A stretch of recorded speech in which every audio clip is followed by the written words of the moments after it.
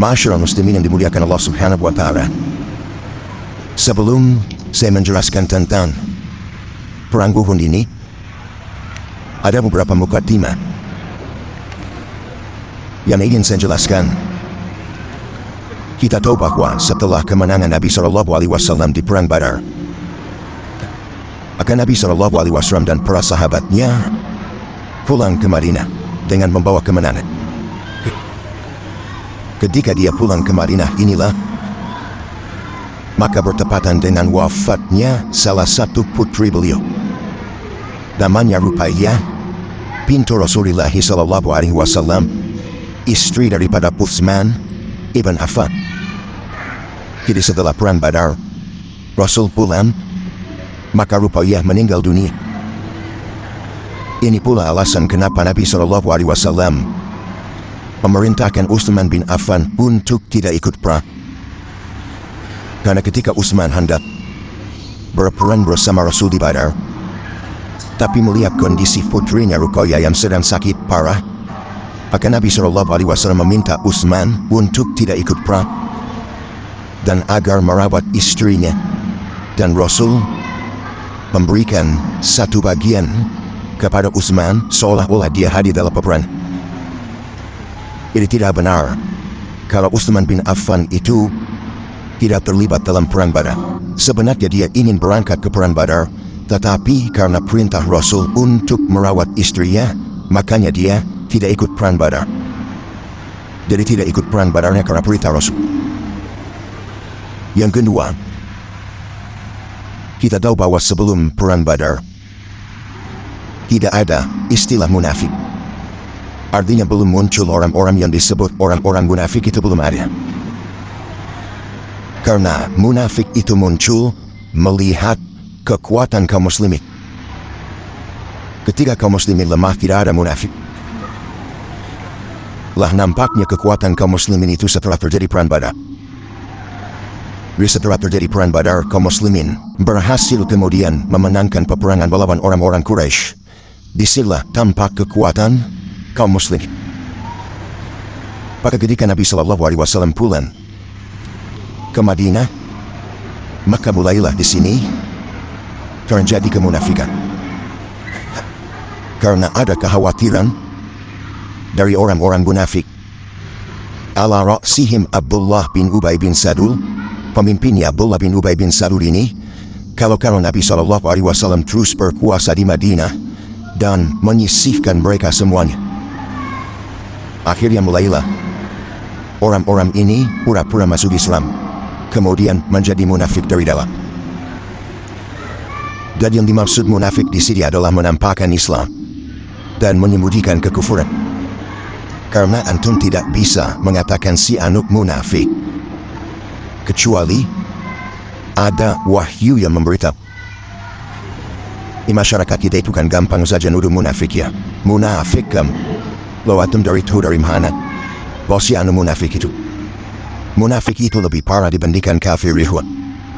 Kalau antum mengatakan kafir, itu masih lebih ringan dibandingkan antum mengatakan munafik. Karena munafik itu tempatnya lebih dasar, lebih dalam di neraka dibandingkan orang kafir. Allah Subhanahu wa Ta'ala mengatakan, Innal munafikina fi darkil asfali minan nar. Sesungguhnya orang-orang munafik itu letaknya di intip neraka yang paling dalam. Maka antum jangan suka nuduh-nuduh orang munafik dia. Nggak boleh. Udah dasar munafik. Jadi kalau yang dimaksud munafik di situ, karena munafik itu tidak bisa dilihat, Nabi saja dia tahu mana di antara orang-orang yang di sekitarnya yang munafik, kecuali ada wahyu memberitahu Nabi SAW si anu munafik, si anu munafik, si anu munafik. Maka Nabi SAW kemudian merintahkan Hudzaifah bin Yaman untuk mencatat nama-namanya. Itu pun disembunyikan. Hanya sebagian saja dan Rasul tidak mengetahui sebagian lain. Jadi munafik ini muncul setelah perang Badar. Kemudian yang ketiga, terjadi pengusiran Yahudi Bani Quraisyah. Kabilah Yahudi yang tinggal di Madinah itu tiga. Ada namanya Yahudi Bani Nadir, kemudian Bani Quraisyah, kemudian Salah satunya kata Nabi SAW ketika Rasul disuruh untuk menyerbu, La tusalliyanna idhahabu, pergilah kalian, wala tusalliyanna la asra illa fi Bani Quraidah. Pergilah kalian serang dan jangan sholat asar di jalan kecuali sampai di Bani Quraidah. Jadi Yahudi itu ada Bani Quraidah, ada Bani Nadir, ada Bani Hunaykah. Itu yang tinggal di Madinah. Lah yang paling memusuhi Rasul itu Bani Hunaykah. Jadi setelah Nabi SAW pulang dari Badar dengan kemenangan, maka Nabi SAW biasa datang ke pasar-pasar kemudian berdakwah, termasuk juga di pasarnya Bani Hunaykah. Tiba-tiba ada orang Yahudi menyamperi Nabi SAW, kemudian mengatakan, Ya Muhammad, la yahurrannaka min nafsika innaka qatarta nafara min Quraishin li'annahum la ya'rifuna al-qital annaka law qataltana la arafta annana ahlal kitab. Kata orang Yahudi, Hei Muhammad, jangan sombong ya, mantan-mantan kau sudah mengalahkan segelintir orang-orang Quraisy yang tidak pandai berperang. Coba kau lawan kami, baru tahu siapa kamilah ahli perang. Mengejek Rasul Yahudi. Sehingga suatu ketika ada seorang wanita muslimah belanja di pasarnya Bani Hunaykah. Kemudian oleh penjualnya dipaksa untuk membuka hijabnya, tapi dia tidak mau. Itulah seorang muslimnya. Wanita muslimah harusnya seperti itu. Kalau dia sudah menutup auratnya, jangan mau dibuka auratnya.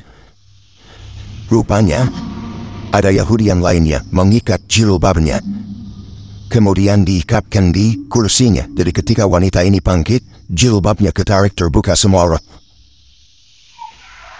Tiba-tiba orang-orang Yahudi di pasar itu tertawa terbahak-bahak. Maka wanita muslimah ini berteriak, Ya lal muslimin, wahai orang-orang Islam, tolong aku. Ja'a rajulun minal ansar, datang laki-laki dari Ansar, kemudian menolong wanita itu dan membunuh orang yang menghina wanita ini. Ketika dilihat kawannya dibunuh, satu pasar mengeroyok seorang muslim ini sampai mati. Kabar ini sampai kepada Rasul. Maka Nabi SAW mempersiapkan pasukan mengepung Bani Hunaykah.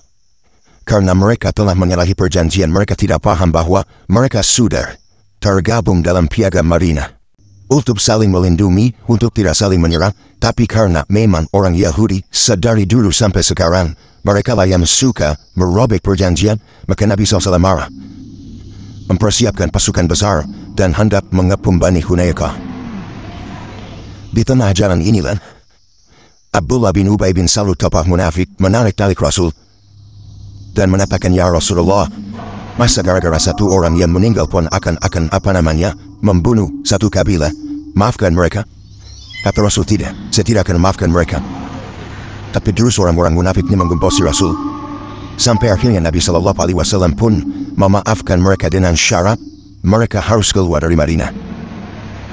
Rasul mengatakan, keluar kalian dari Madinah, ajak keluarga kalian, anak-anak kalian, istri-istri kalian, dan kami tidak akan mengambil harta kalian, keluar kalian. Maka diusir orang-orang Yahudi. Akhirnya mereka keluar dari Madinah, dan belakangan mereka juga banyak yang meninggal karena penyakit yang menimpa mereka. Ma'asyiral muslimin yang dimuliakan Allah Subhanahu wa Ta'ala, ini di antara kejadian-kejadian sebelum perang Uhud. Di sisi lain, ketika orang-orang Quraisy, orang-orang kafir Quraisy pulang ke Mekah, maka mereka sedih karena kalah. Bukan hanya kalah, para pembesar-pembesar mereka semuanya mati di perang Badar. Abu Jahal, Umayyah, kemudian juga Uqbah, Al-Walid, banyak meninggal semua pembesar-pembesar Quraisy itu. Sehingga akhirnya kemudian Abu Sufyan pun bersumpah kepada Allah Subhanahu wa Ta'ala, Allah yamussa ra'sahu wa jasadah, dia tidak akan menyentuh kepala dan jasadnya sampai dia bisa balas dendam dengan pasukan Rasul. Kemudian dia pun membuat pasukan-pasukan kecil. Abu Sufyan ini membuat pasukan-pasukan kecil untuk mengacau. Di malam hari mereka berangkat dari Mekah menuju Madinah. Kalau berjumpa dengan seorang muslim satu dua dibunuh, dibakar kampungnya, dibakar kebunnya. Akhirnya Nabi SAW marah. Maka ketika itulah kemudian Nabi SAW berusaha untuk melindungi penduduk Madinah. Sampai akhirnya, ketika ada kafilah dagang dari Mekah menuju Syam, mau tidak mau harus lewat Madinah, karena tidak ada rute lain. Sementara mereka tahu bagaimana ancaman Rasul dan para sahabat. Ketika itu kafilahnya adalah milik Sofwan ibn Umayyah. Maka kemudian diarahkan agar jangan lewat rute itu, karena kalau rute itu pasti akan diserang oleh Nabi dan pasukan. Maka mereka mencari rute lain. Jadi tembus ke padang pasir, kemudian menjauhi rute Madinah, kemudian menarah ke Syam. Rasul mendengar ada kafilah dagang. Maka Nabi SAW mengutus Zaid ibn Harithah membawa 100 pasukan Syariah yang tidak dipimpin Rasul untuk mengejar kafilah dagang itu. Dan subhanallah, akhirnya terkejar juga. Kemudian orang-orang Quraisy tunggang langgang pulang ke Mekah dan kafilahnya dirampas dan dibawa ke Madinah. Mendengar ini, maka penduduk Mekah semakin marah. Dari sini menunjukkan penyebab perang Uhud itu dua. Pertama, karena dendam kekalahan mereka di perang Badar. Karena di perang Badar inilah banyak pemimpin-pemimpin mereka mati. Yang kedua, mengamankan rute perjalanan mereka dagang ke Syam. Makanya Allah Subhanahu wa Ta'ala berfirman, "Li'ila fi Quraisy ila fihib rihlat asyita'i was-sayf." Kebiasaan orang-orang Quraisy itu berdagang di musim dingin dan panas ke Yaman atau ke Syam, sementara rute Syam itu harus melalui jalur Madinah. Kalau terus-terusan seperti ini, maka mereka bisa bangkrut. Mereka tidak bisa berdagang kalau setiap kemudian kafilah datang dari Mekah menuju Syam atau sebaliknya diserang oleh pasukan Rasul. Apa yang terjadi dengan pekor mereka? Maka Abu Sufyan kemudian bangkit menjadi tokoh besar mereka, berani mendanai, mengajak kabilah-kabilah yang berdekatan dengan Quraisy untuk menyerang Madinah. Maka disiapkan pasukan besar, 3.000 pasukan, dipimpin oleh Abu Sufyan, berangkat dari Mekah menuju Uhud. Dan Uhud itu gunung. Dia bukan satu gunung, ada gunung-gunung kecil. Nanti namanya ada bukit-bukit kecil namanya Bukit Rumah atau Ain-Ain, yang kelak akan dihuni oleh para pemanah Rasul. Dan gunung Uhud itu sangat mencintai Rasul. Nabi SAW pernah bersabda tentang gunung Uhud ini. Kata Nabi SAW, ketika Nabi SAW bersama Abu Bakar dan Umar naik ke atas gunung Uhud bersama Utsman, tiba-tiba gunung itu bergoncang. Maka Rasul mengatakan, "Diamlah wahai Uhud, sesungguhnya di atas kamu ada syahid ini, 2 orang yang mati syahid, dan ada siddiqun, maksudnya Abu Bakar Siddiq radhiyallahu anhu. Dan Uhud yuhibbuna, sangat mencintai kami, wa nuhibbuhum, dan kami mencintai." Ma'asyiral muslimin yang dimuliakan Allah Subhanahu wa Ta'ala. Ketika kemudian mereka sampai di Bukit Uhud, mereka sudah sampai itu dengan pasukan besar dipimpin Abu Sufyan dan jenderalnya Khalid ibn Walid, Khalid bin Walid bin Masislah. Dan subhanallah, tidak ada wanita yang mampu melahirkan seperti Khalid. Setelah dia masuk Islam, tidak pernah terkalahkan setiap peperangan. Tapi sayang ketika itu dia menjadi jenderalnya orang-orang Quraisy. Lah ketika Nabi SAW mendengar dari jasus bahwa orang-orang Quraisy ini bawa pasukan banyak nih, 3.000. Ya. Sementara Nabi SAW belum banyak pasukan, hanya 1.000 saja dia bawa. Itu pun yang 1.000 banyak lipalah. Sedikit saya ingin mengkisahkan beberapa anak-anak muda yang ditolak oleh Nabi SAW ketika perang Uhud ini. Alasannya kenapa? Alasannya nggak cukup umur. Pertama, Abdullah bin Umar, dia datang kepada Nabi SAW meminta untuk ikut serta di perang Uhud. Alasannya, sudah di Badar tidak ikut, maka di Uhud masa tidak ikut lagi. Maka Rasul menolak Abdullah bin Umar. Kenapa? Karena usianya ketika itu belum balik, di bawah 15 tahun. Tapi setelah 15 tahun, Rasul mengizinkan Abdullah bin Umar untuk terlibat di perang Khandaq. Nanti kita akan kisahkan perang Khandaq. Kemudian juga, kondisi yang sama yang ditolak oleh Rasulullah Usama bin Zaid. Karena masih kecil, belum dewasa. Kemudian Bara ibn Azib, itu pun ditolak Rasul. Kemudian Zaid ibn Sabit, itu pun ditolak Rasul. Kemudian Umair ibn Abi Waqqas, saudara daripada Sa'd bin Abi Waqqas, ditolak juga oleh Rasul. Karena masih kecil, kecuali Rafi ibn Hadij. Rafi ibn Hadij ini wafiin muliakan Allah subhanahu wa ta'ala, pada awalnya ditolak. Tetapi datang bapaknya dan mengatakan, ya Rasulullah, anak pusi Rafi ini ahli memanah, pakai saja dia. Akhirnya, karena bapaknya memberikan rekomendasi, Rasul menerima Rafi sebagai pasukan. Ketika Rafi ini, Ibn Hadij diterima oleh Rasul, cemburu ni Samurah bin Jundab ini. Samurah bin Jundab itu saya 15 tahun dia pun ditolak. Ya Rasulullah, kenapa si Rafi diterima sehingga? Sesungguhnya kalau aku berbuat dengan Rafi, aku bisa mengarahkan dia. Harusnya aku lebih diterima daripada dia, kenapa batal aku? Kata Nabi SAW, ya sudah, kalau begitu kau ikut saja. Lihat, ini usia 14 tahun 15 tahun loh ya. Ini ABG ini. Tapi lihat dia luar biasa syajaannya, kekuatannya, keberaniannya. Untuk berperang bukan tawuran ya. Perang. Tawuran pula gara-gara kalah bola tawuran. Ada yang diketuk palu kepalanya, yang gak syahid itu. Dijahit yang ada. Ya. Jadi, ikhwafin muliakan Allah subhanahu wa ta'ala, ini anak-anak muda yang luar biasa. Mereka dijanjikan oleh Allah subhanahu wa ta'ala. Lah perang Uhud ini memang perang yang luar biasa karena memang banyak yang mati syahid. Korban dari pasukan Nabi SAW jauh lebih banyak dibandingkan korban dari pasukan orang-orang kafir. Time sebelum saya masuk bagaimana perangnya Rasul, saya ingin menjelaskan kepahlawanan beberapa para sahabat di perang Uhud. Pertama, Mus'ab ibn Umair, karena dia pembawa bendera. Mus'ab bin Umair ini pembawa bendera dalam peperangan. Dia, walaupun belakangan dia mati syahid di perang Uhud, sehingga Allah subhanahu wa ta'ala kemudian menurunkan ayat, minal mu'minina rijalun sadaku ma'ahadullaha alaihi faminhum man qada nahbah wa minhum man yantadhir wa ma baddalu tabdila. Di antara orang-orang yang beriman ada laki-laki yang menepati apa yang mereka janjikan kepada Allah, sehingga di antara mereka ada yang gugur, di antara mereka ada yang kemudian menunggu, dan tidaklah mungkin berubah janji mereka kepada Allah subhanahu wa ta'ala. Turun ayat ini kepada Mus'ab ibn Umair.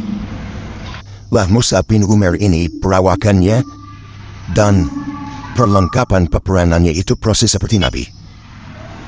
Wajahnya seperti Nabi dan juga dandanan perannya seperti Nabi.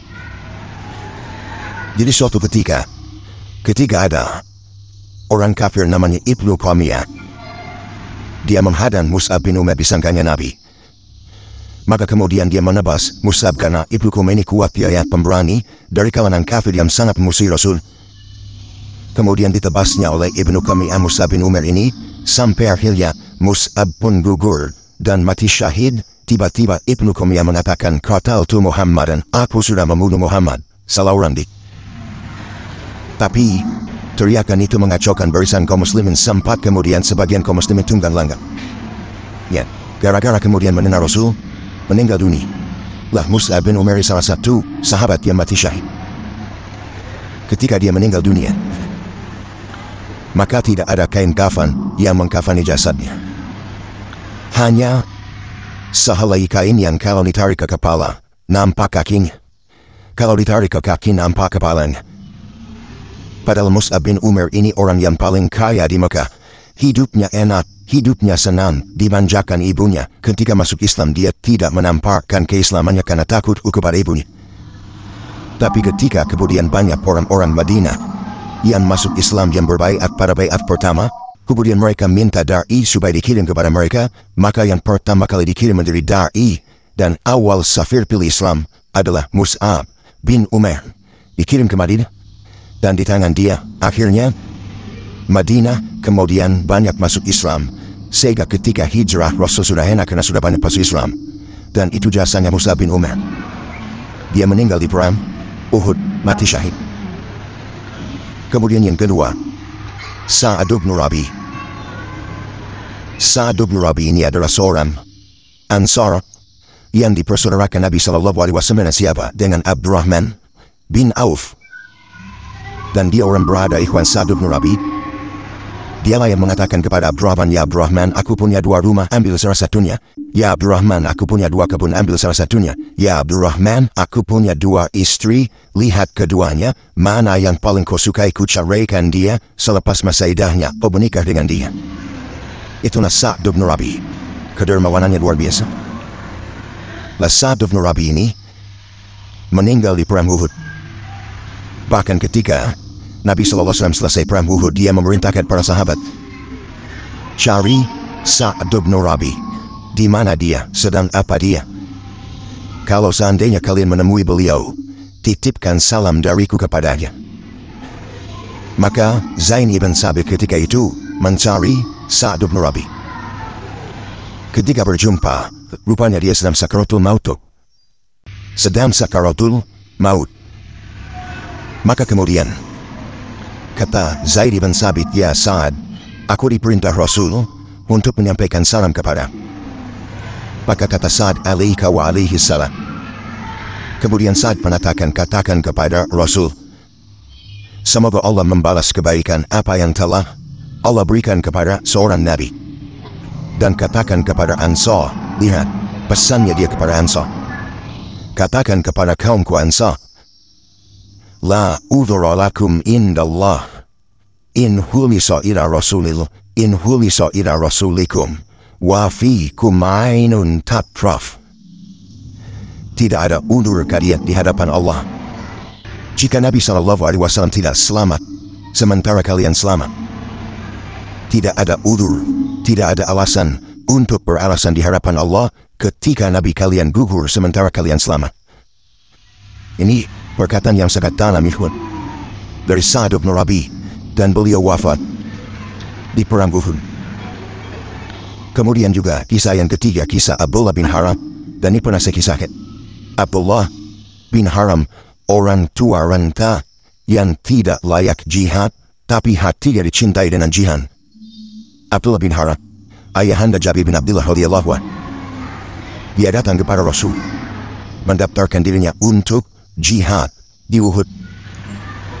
Ketika itu Jabir datang kepada Rasul, "Ya Rasulullah, jangan kau izinkan bapakku. Ia sudah tua, tidak mungkin dia memegang senjata." Akhirnya Nabi SAW memanggil Abdullah bin Haram, kemudian dihadapkan dengan Jabir putranya, dan mengatakan, "Ya Abdullah, anakmu menginginkan agar engkau tidak ikut perang." Maka marahnya Abdullah bin Haram walaupun sudah tua renta, dia mengatakan, "Ya Jabir, laulal jannah la afartuka iya." Kalau bukan karena surga, saya siap meninggalkan posisiku.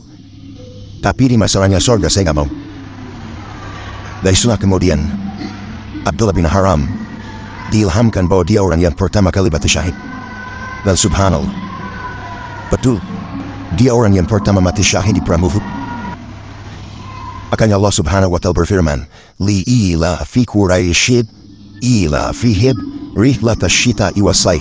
Kebiasaan orang-orang Quraisy itu berdagang di musim dingin dan panas ke Yaman atau ke Syam, sementara rute Syam itu harus melalui jalur Madinah. Kalau terus-terusan seperti ini, maka mereka bisa bangkrut. Mereka tidak bisa berdagang kalau setiap kemudian kafilah datang dari Mekah menuju Syam atau sebaliknya diserang oleh pasukan Rasul. Apa yang terjadi dengan ekor mereka? Maka Abu Sufyan kemudian bangkit menjadi tokoh besar mereka, berani mendanai, mengajak kabilah-kabilah yang berdekatan dengan Quraisy untuk menyerang Madinah. Maka disiapkanlah pasukan besar, 3.000 pasukan, dipimpin oleh Abu Sufyan, berangkat dari Mekah menuju Uhud. Dan Uhud itu gunung. Dia bukan satu gunung, ada gunung-gunung kecil, nanti namanya ada bukit-bukit kecil namanya Bukit Rumah atau Ain-Ain, yang kelak akan dihuni oleh para pemanah Rasul. Dan gunung Uhud itu sangat mencintai Rasul. Nabi SAW pernah bersabda tentang Gunung Uhud ini. Kata Nabi SAW, ketika Nabi SAW bersama Abu Bakar dan Umar naik ke atas Gunung Uhud bersama Utsman, tiba-tiba gunung itu bergoncang.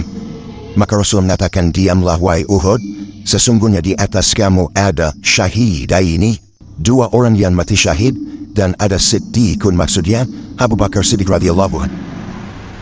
Dan Uhud yuhibbuna, sangat mencintai kami, wa nuhibbuhum, dan kami mencintai. Ma'asyiral muslimin yang dimuliakan Allah Subhanahu wa ta'ala. Ketika kemudian mereka sampai di Bukit Uhud, mereka sudah sampai dengan pasukan besar dipimpin Abi Sufyan dan jenderalnya Khalid ibn Walid. Khalid bin Walid bin Masislah. Dan subhanallah, tidak ada wanita yang mampu melahirkan seperti Khalid.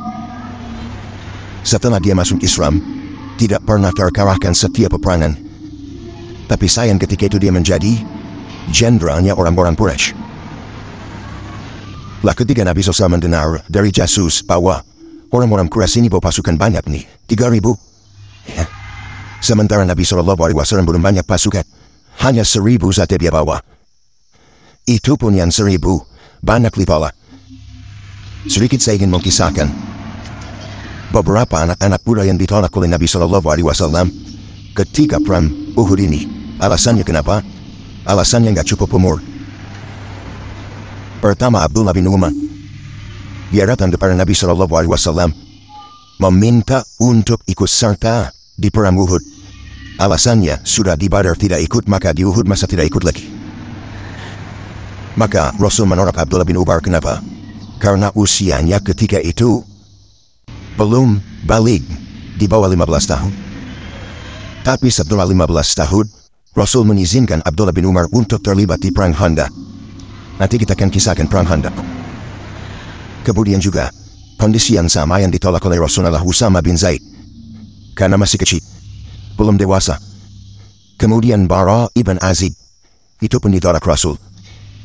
Kemudian Zaid ibn Sabit, itu pun ditolak Rasul. Kemudian Umair ibn Abi Waqqas, saudara daripada Sa'd bin Abi Waqqas, ditolak juga oleh Rasul karena masih kecil. Kecuali Rafi ibn Hadij. Rafi ibn Hadij ini Rafi dimuliakan Allah Subhanahu wa ta'ala, pada awalnya ditolak. Tetapi datang bapaknya dan mengatakan, ya Rasulullah, anak pusi Rafi ini ahli memanah, pakai saja dia. Akhirnya karena bapaknya memberikan rekomendasi, Rasul menerima Rafi sebagai pasukan. Ketika Rafi ini Ibn Hadij diterima oleh Rasul, cemburu nih Samurah bin Jundab ini. Samurah bin Jundab itu saya 15 tahun dia pun ditolak. Ya Rasulullah, kenapa si Rafi diterima saya enggak?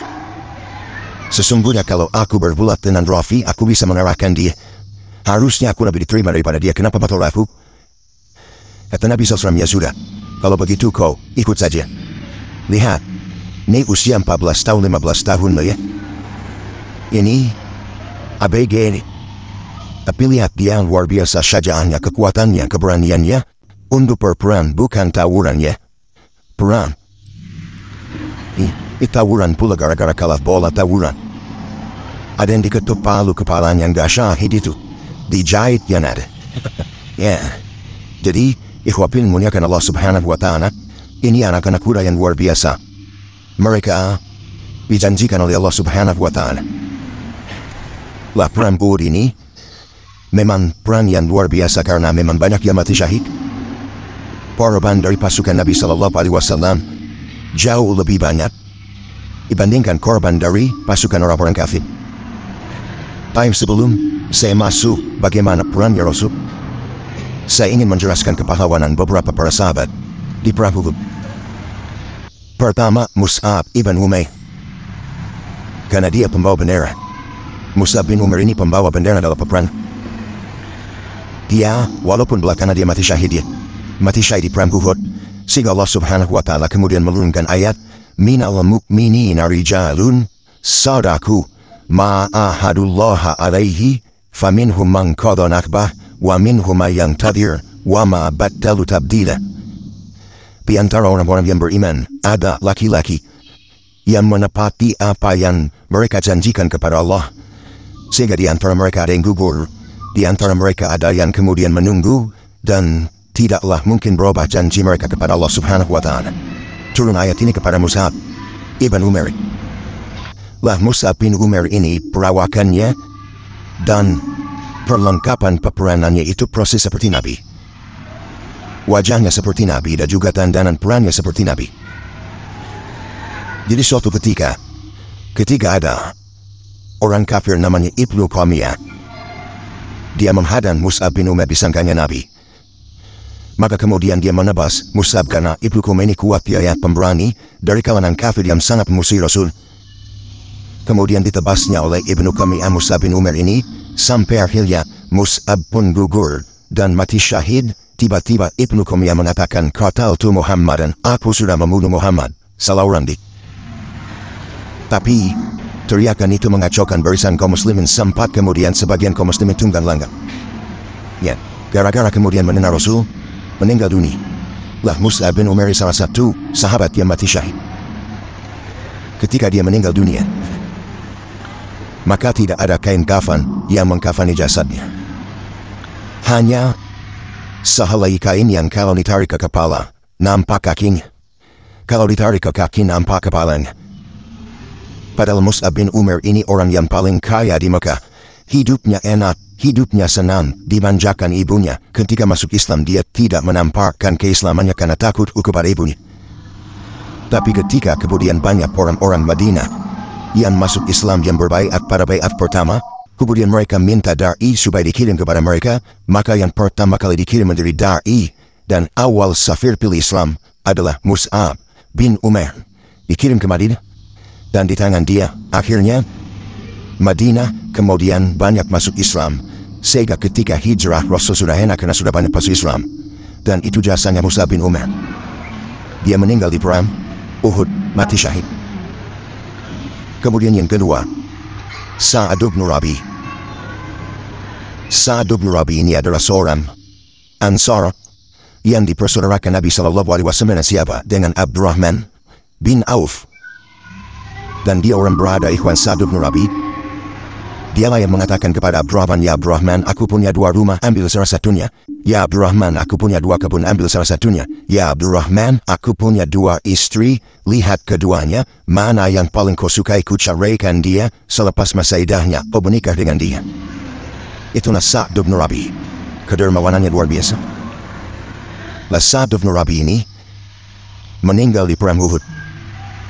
Bahkan ketika Nabi SAW selesai perang Uhud, dia memerintahkan para sahabat, "Cari Sa'ad bin Rabi. Di mana dia? Sedang apa dia? Kalau seandainya kalian menemui beliau, titipkan salam dariku kepadanya." Maka Zain ibn Sabit ketika itu mencari Sa'ad bin Rabi. Ketika berjumpa, rupanya dia sedang sakaratul maut. Sedang sakaratul maut. Maka kemudian kata Zaid bin Sabit, "Ya Sa'ad, aku diperintah Rasul untuk menyampaikan salam kepada." Maka kata Sa'ad, "Alaika wa alaihi salam." Kemudian Sa'ad mengatakan, "Katakan kepada Rasul, semoga Allah membalas kebaikan apa yang telah Allah berikan kepada seorang Nabi. Dan katakan kepada Ansar," lihat pesannya dia kepada Ansar, "katakan kepada kaumku Ansar, la udhura lakum indallah in hulisa ila rasulikum wa fikum ainun tatraf." Tidak ada udur kalian di hadapan Allah jika Nabi SAW tidak selamat sementara kalian selamat. Tidak ada udur, tidak ada alasan untuk beralasan di hadapan Allah ketika Nabi kalian gugur sementara kalian selamat.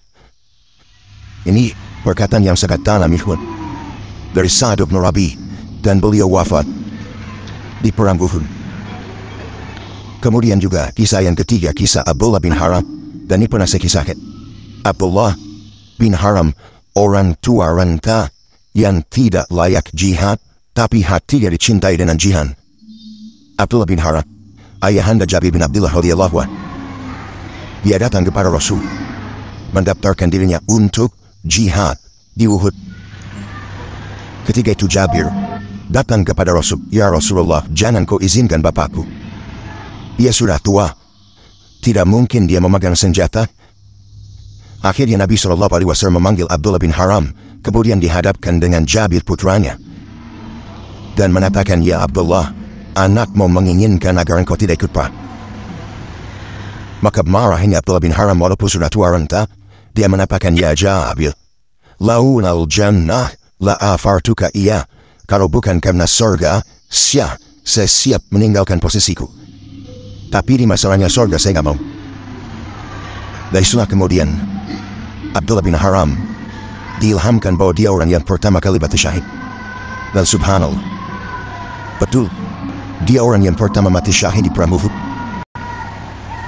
Kemudian ketika selesai peperangan, Jabir bin Abdullah mencari-cari jasad bapaknya, dan sama seni ketika melihat bapaknya mati syahid.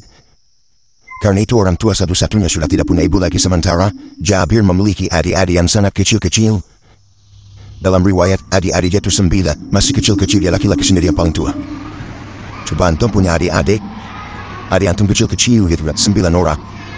Gak punya ayah, gak punya ibu, antum saja yang merawatnya gitu. Bagaimana tuh rasanya? Jadi sedih. Maka melihat kesedihan itu, Nabi SAW lewat dan mengatakan, "Ya Jabir, tabki awla tabki." Menangis ataupun tidak menangis wahai Jabir, sesungguhnya jasad bapamu telah dinaungi oleh malaikat. Padahal Uhud itu tidak ada pohon, tapi bapaknya dinaungi oleh awan yang dibawa malaikat. Ya Jabir, tabki awla tabki, lakon kallam Allahu abaka kifahan bila turjuman. Wahai Jabir, menangis ataupun tidak menangis, sesungguhnya Allah telah mengajak bicara dengan bapamu tanpa ada penerjemah. Kapan itu? Ketika Abdullah bin Haram meninggal dunia di perang Uhud. Tiba-tiba ia sadar sesaat. Kemudian dia mendengar suara Allah berfirman kepadanya, "Ya abdi taman, wahai hambaku, berangan-anganlah, bercita-citalah, memintalah kepadaku, aku akan beri." Maka kemudian ayahanda Jabir yang sudah mati kemudian dihidupkan sesaat ini. Dia mengatakan, "Ya Rab, inni atamanna an uqtal marratan thaniyan." Ya Rab, aku tidak berkeinginan apapun kecuali kau hidupkan kembali 2 kali aku, agar aku bisa mati syahid kedua kali. Tapi Allah mengatakan tidak mungkin orang meninggal hidup lagi. Maka kata Abdullah bin Haram mengatakan, "Kalau demikian, sampaikan kepada orang di belakangku, sampaikan kepada Jabir putraku, sampaikan kepada kaum muslimin, bagaimana posisiku di hadapanmu ya Rab." Subhanallah. Akhirnya Abdullah bin Haram meninggal itu. Lah, Abdullah bin Haram ini juga punya kawan, namanya Amr bin Jamuh, sama-sama sudah tua. Antum punya kawan, pastikan antum kawan banyak, tapi yang paling akrab itu ada 1-2 kawan antum kemana-mana sama dia sedih. Lah, Abdullah bin Haram ini berkawan dengan Amr bin Jamuh, dan subhanallah, perkawanan keduanya luar biasa. Setelah tua keduanya ke masjid berdua, baca Quran berdua, ngaji berdua, ibadah berdua terus seperti itu. Abdullah bin Haram dengan Amr bin Jamuh ini, harusnya begitu ya. Antum nanti kalau sudah tua, cari gebetan antum, siapa yang bisa diajak ibadah ke masjid berdua. Jadi harus ada lawan nih. Lalu rupanya Amr bin Jamuh juga kurang lebih, dia pun mendaftar perang di perang Uhud, sudah dicegat sama anaknya Mekat juga. Sementara Amr bin Jamuh ini sudah pincang, tidak sanggup berjalan. Dia pincang orang yang tidak bisa berjalan. Maka kata anaknya, "Wahai bapak, wahai abi, Allah memberikan rukhsah kepadamu, kau tidak bisa berjalan. Macam mana mau perang? Lari saja tidak bisa." Ya, tapi dia mengatakan di hadapan Rasul, "Ya Rasulullah, saya ingin meletakkan kedua kakiku di songket. Saya ingin meletakkan kedua kakiku di songket." Dari situ kemudian orang yang kedua yang meninggal di perang Uhud setelah Abdullah bin Haram adalah Amr bin Jamuh. Lah, karena keduanya berkawan, maka Nabi SAW mengatakan kepada para sahabat, di antara sekian korban-korban yang mati di perang Uhud itu, kata Nabi SAW, "Abdullah bin Haram dan Amr bin Jamuh kuburkan dalam satu lubang, karena keduanya berkawan karena Allah Subhanahu wa Ta'ala." Loh, luar biasa. Ya, Walaupun sudah tua semangat ibaratnya luar biasa. Kemudian juga kisah yang berikutnya, Handolah Ibnu Abi Amil Wasirul Malaika. Handolah ini adalah sahabat yang dimana dibesarkan malaikat. Handolah ikhwafin muliakan Allah Subhanahu wa Ta'ala. Dia sudah tahu di malam hari mau Uhud perang Uhud itu, dia sudah tidak tidur. Kemudian setelah sholat fajar, dia berkeinginan untuk menyusul Rasul dan pasukannya. Tapi istrinya menahannya di rumahnya. Akhirnya namanya suami istri sebelum pergi mengajak berjumpa. Kemudian dia pun melakukan hubungan intim bersama istrinya setelah subuh. Setelah dia kemudian melakukan hubungan, dia lupa junub karena dia mendengar teriakan pengutus Rasul. Ya Hairullah hirkabu. Wahai kuda-kuda Allah, siapkan kalian, kita akan berangkat ke medan perang. Lupa dia namanya junub. Ya kan? Maka dia pun berangkat ke pasukan. Kemudian setelah masuk dalam perang Uhud, Allah takdirkan Handolah meninggal dan mati syahid. Ketika itu, akan Nabi SAW ditamparkan malaikat yang sedang memandi bersamakan Handolah. Maka Nabi SAW mengatakan, saya melihat Handolah bersalakul malaikat telah dimandi besarkan malaikat. Sahabat heran, kok bisa Rasul? Kata Rasul, tanyakan saja sama istrinya apa yang dilakukan. Maka para sahabat bergegas mendatangi istri dan bertanya, apa yang dilakukan Handolah? Maka istri yang mengatakan, Handolah selepas sholat fajar, dia melakukan hubungan bersamaku karena ingat, Handolah itu baru menikah masalahnya. Malam hari itu dia menikah. Ya, sehingga waktu untuk berjumpa dengan istrinya itu tidak ada. Jadi keesokan harinya sebelum dia berangkat, maka dia pun melakukan hubungan sekali itulah. Dia melakukan hubungan bersama istrinya karena pengantin baru. Maka luar biasa ikhwan, sebagai ikram dari Allah Subhanahu wa Ta'ala, maka Allah mengutus malaikat untuk memandi besarkan Handolah. Karena dia lebih mementingkan perang dibandingkan berenak-enak dengan istri yang dicintai pertama kali dia menikah. Kalau antum yang menikah, malam hari menikah, kemudian besoknya antum disuruh sama kantor untuk mengerjakan masuk kamu ya, ini ada yang gak masuk. Kira-kira nih antum milik istri atau kantor lo? Istilah Ustaz, itu baru kantor do. Ini bukan jihad ya, baru dunia do. Tapi lihat Handolah luar biasa. Kemudian yang selanjutnya Abdullah bin Jahas. Abdullah bin Jahas adalah salah satu sahabat juga yang gugur di perang Uhud.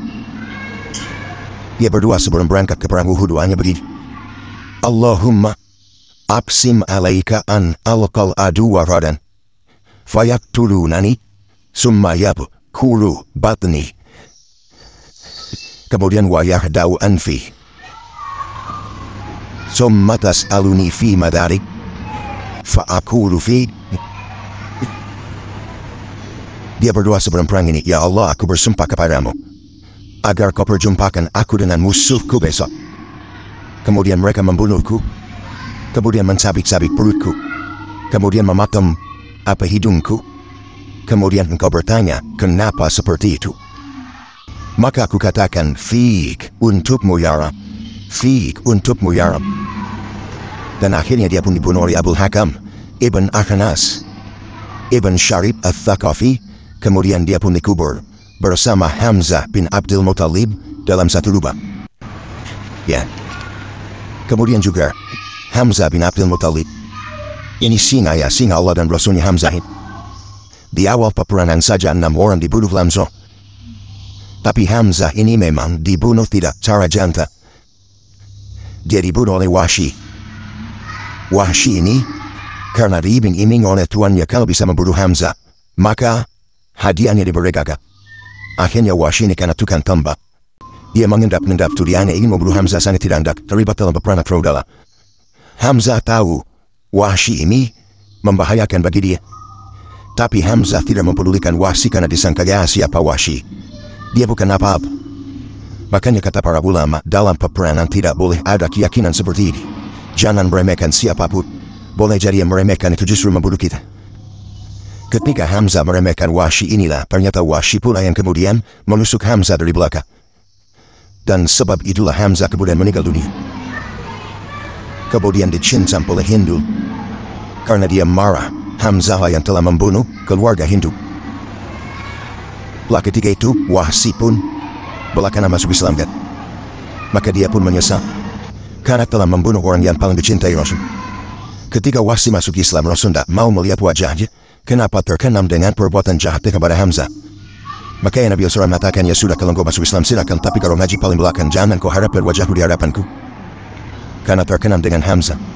Dari sinilah Wahsy ingin bertekad, kalau dulu pernah membunuh orang yang paling dicintai Rasul, maka dia harus membunuh orang yang paling dibenci Rasul. Maka dalam perang Yamamah, dipimpin oleh Abu Bakar Siddiq radhiyallahu anhu melawan Musailamah al-Kadzdzab, maka dia balas kematian Hamzah dengan membunuh Musailamah al-Kadzdzab.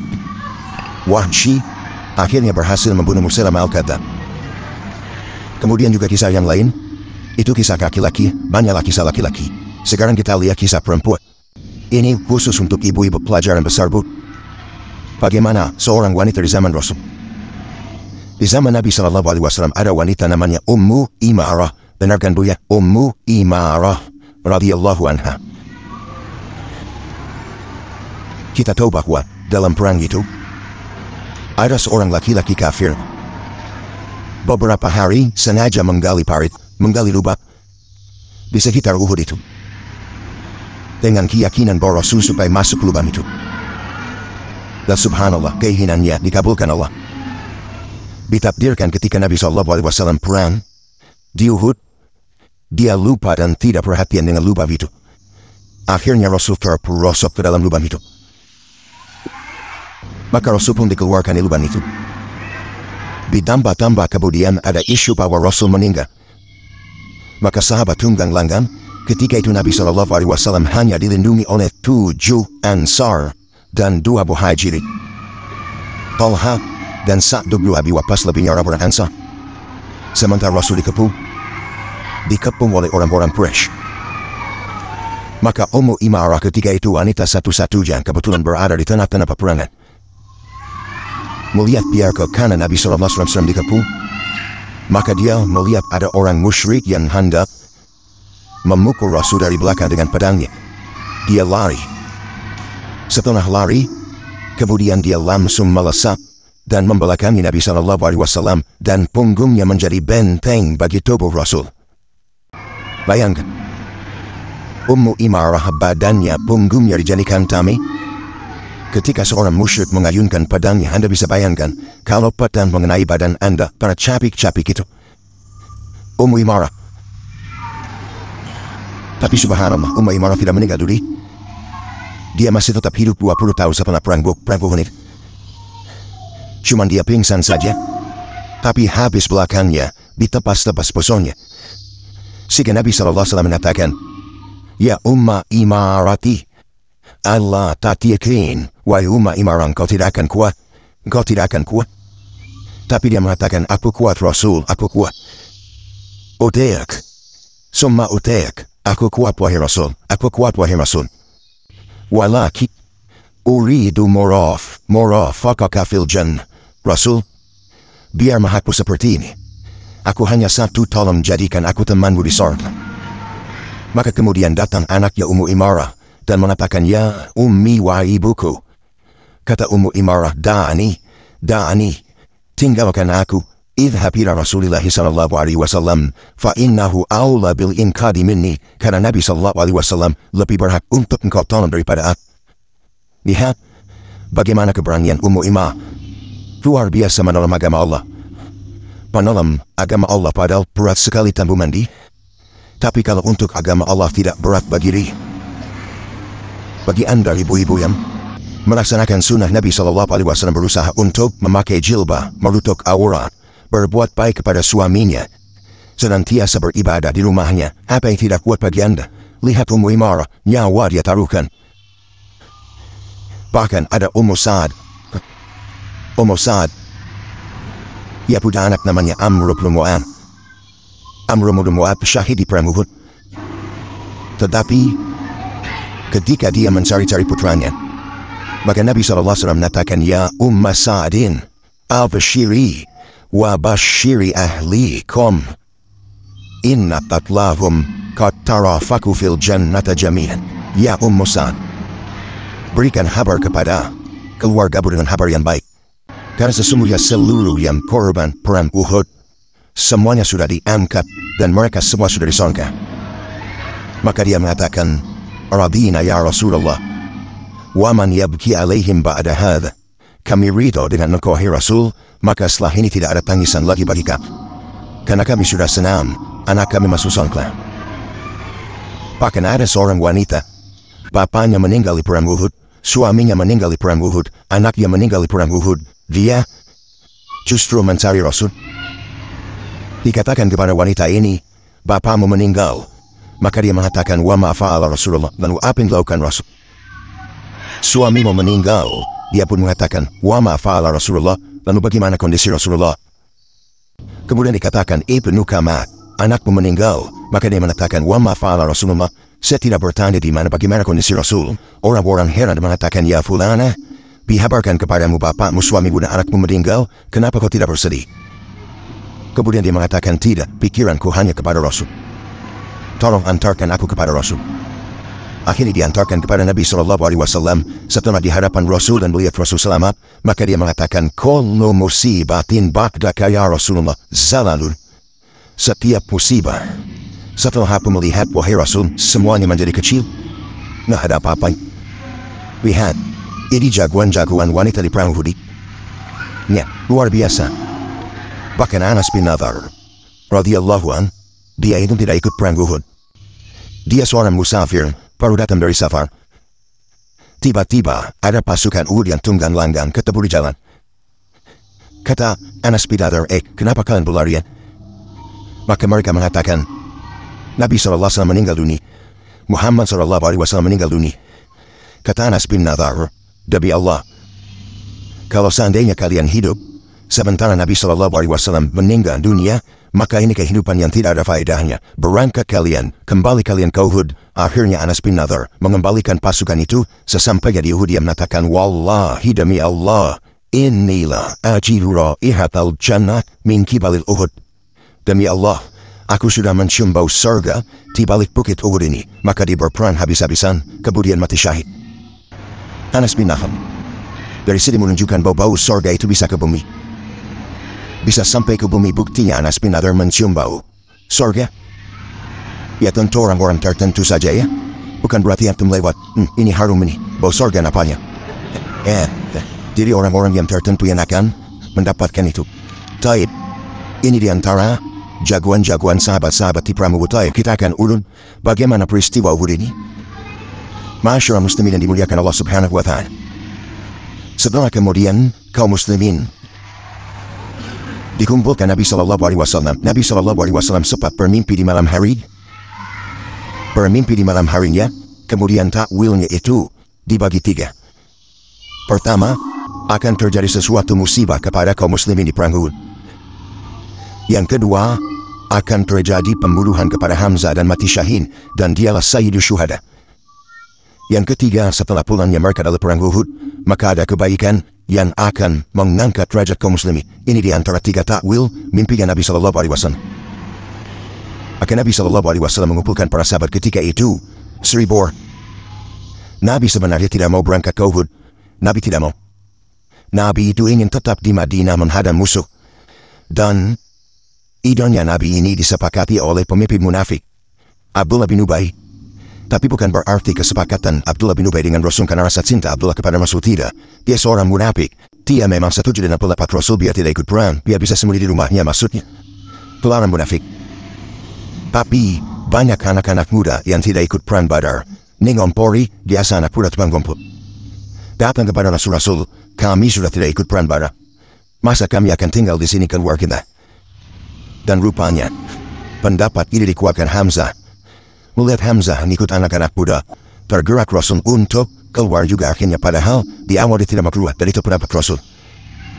Akhirnya Rasul pulang.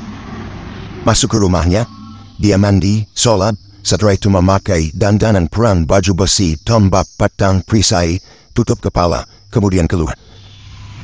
Rupanya ikhwan, setelah dia keluar, ada seorang sahabat, dua orang sahabat dari Ansar, menemui Nabi SAW dan mengatakan, "Ya Rasulullah, namanya Sa'd bin Mu'adh dan Usaid bin Hudain."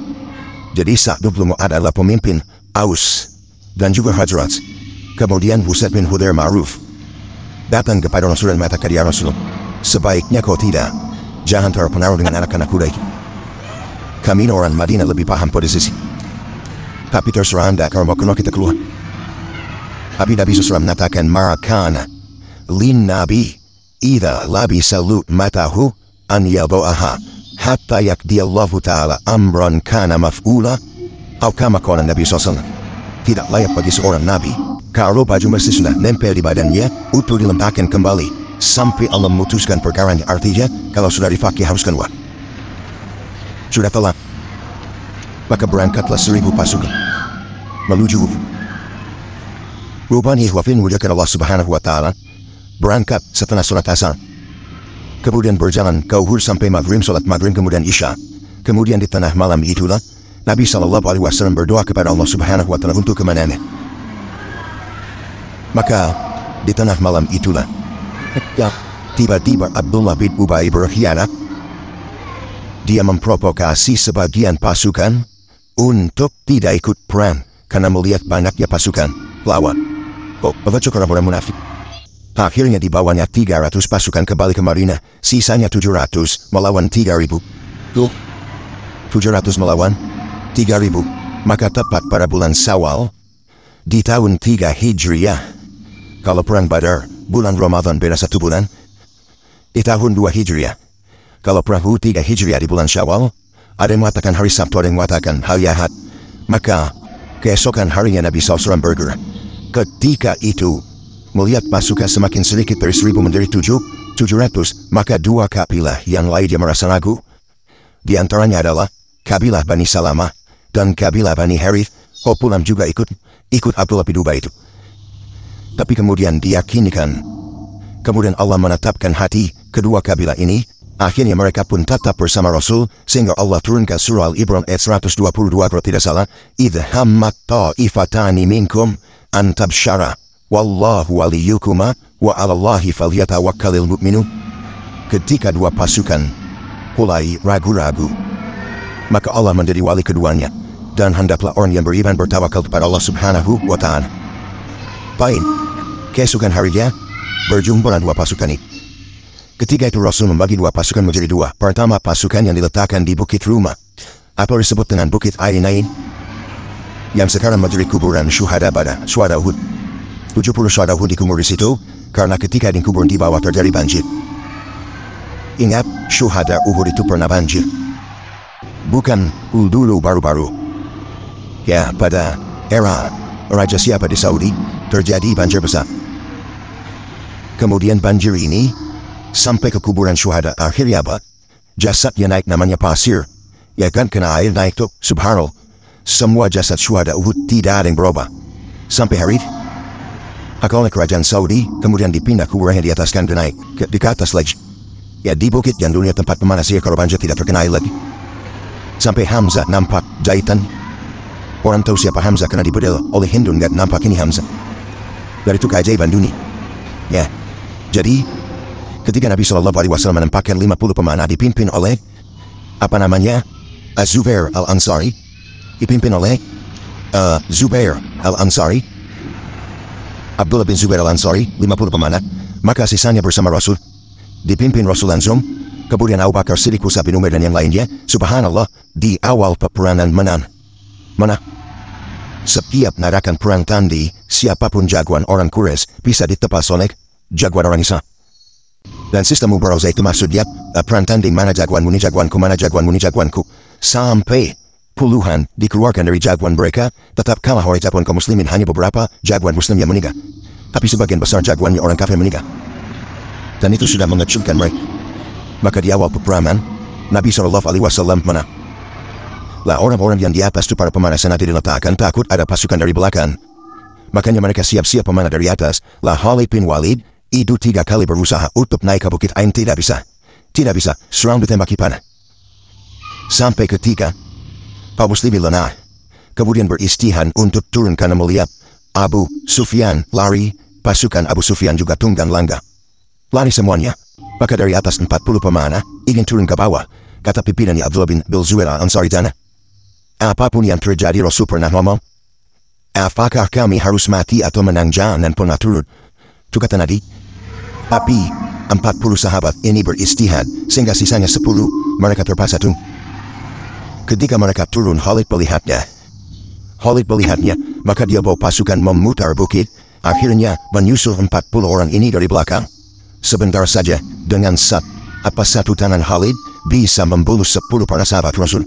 Kemudian sisanya dibunuh oleh orang-orang kafir yang lainnya sehingga meninggal sepoyan 40. Sehingga para pemanah 10 orang di atas. Dari situ kekuatan kaum muslimin sudah mulai kacau. Karena tidak bisa lagi melindungi dari arah belakang. Ketika itulah kemudian Khalid berteriak, "Oh Ulul Hubal," katan. Maksudnya memanggil-manggil Tuhannya Hubal. Abu Sufyan yang tunggang langgang mendengar suara Khalid, ini Khalid, kita menang. Ya, Khalid di belakang. Akhirnya dia kembali dengan pasukannya menghadap Rasul. Di situlah Rasul kemudian dikepung di tengah-tengah. Lah besar terkepung dua terpencar-pencar. Lah Ibnu Qamiyah seorang musyrik ini mencari siapa yang memegang bendera. Karena itulah pemimpinnya. Dari kejauhan dilihatnya ini ada orang yang memegang bendera kayak Rasul. Akhirnya dia mendekati pemegang bendera itu, kemudian ditebas dia rupanya Mus'ab bin Umair.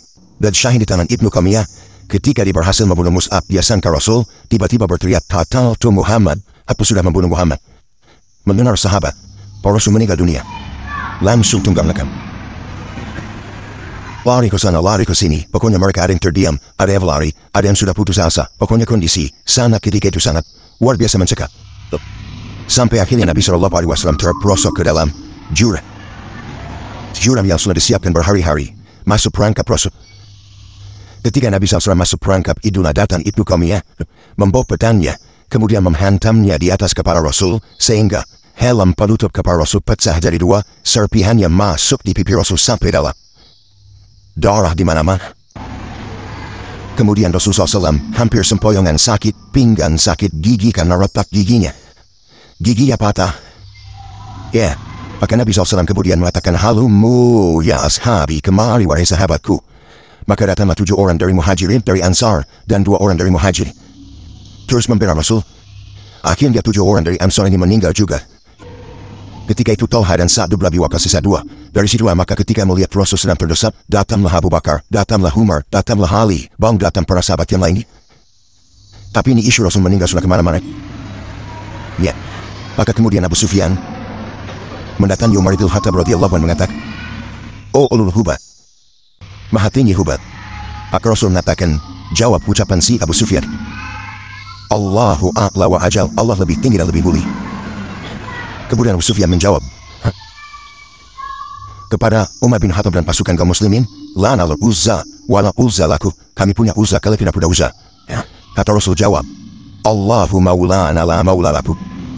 Allah pelindung kami dan kalian tidak punya Allah.